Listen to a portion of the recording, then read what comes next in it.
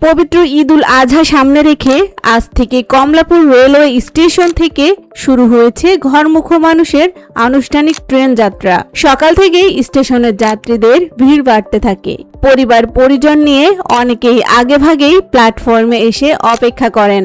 Railway কর্তৃপক্ষ জানিয়েছে, ঈদ যাত্রা স্বাভাবিক রাখতে বিশেষ নজর রাখা হচ্ছে ট্রেনের সময়সূচি ও নিরাপত্তায়। টিকিট যাচাই, যাত্রীর প্রবেশ এবং প্ল্যাটফর্ম ব্যবস্থাপনাতেও নেওয়া হয়েছে বাড়তি ব্যবস্থা।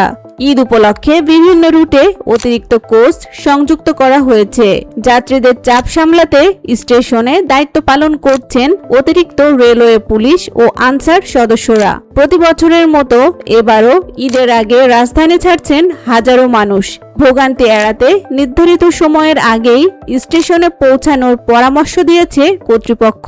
এখন পর্যন্ত বড় ধরনের কোনো বিশৃঙ্খলার খবর পাওয়া যায়নি।